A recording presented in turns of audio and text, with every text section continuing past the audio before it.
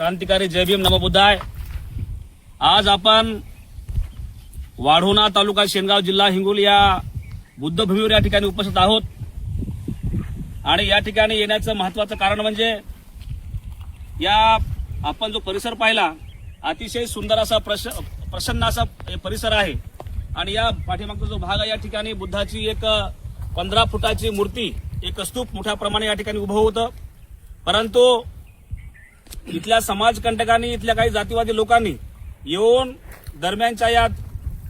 2 दिवसामध्ये त्या मूर्तीला पूर्णपणे उद्ध्वंस करण्याचं या ठिकाणी काम केलं। एवढंच नव्हे तर त्यांना जाळून टाकण्याचं या ठिकाणी मोठं महापाप या ठिकाणी केलेलं आहे।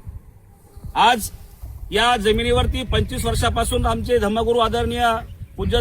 बुद्धकीर्ती भंतेजी या ठिकाणी उपस्थित राहतात।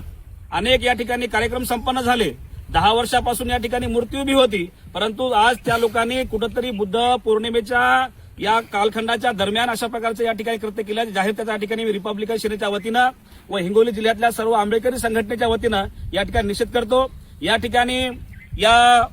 प्रश्नावर या ठिकाणी आवाज उचलण्यासाठी सकाळपासून या ठिकाणी उपस्थित आमच्यासोबत आमचे सहकारी मित्र रिपब्लिकन पार्टी ऑफ इंडियाचे आदरणीय प्रदेश अध्यक्ष आयुष्यमान दिनेशजी हनुमंते साहेब, आमच्या रिपब्लिकन सेनेचे महाराष्ट्राचे लिगलचे नेते आदरणीय ॲडव्होकेट रावण धाबे साहेब, याचबरोबर या ठिकाणी उपस्थित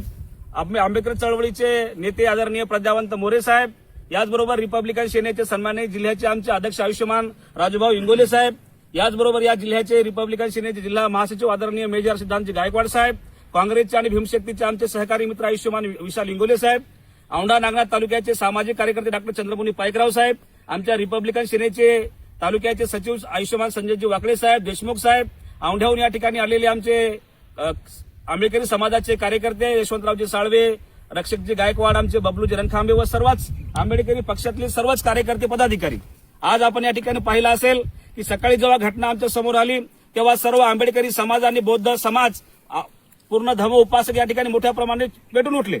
आणि भंतेजीच्या आम्ही संपर्कात राहिलो की भंतेजी कुठल्याही परिस्थितीमध्ये ज्या पद्धतीने या ठिकाणी कोणा समाजकंटकांनी हल्ला केला असेल किंवा तोडफोड केली असेल त्या समाजकंटकाला निश्चितपणे त्यांना शिक्षा दिल्याशिवाय रिपब्लिकन सेना व आंबेडकरी संघटना स्वस्थ बसणार नाहीत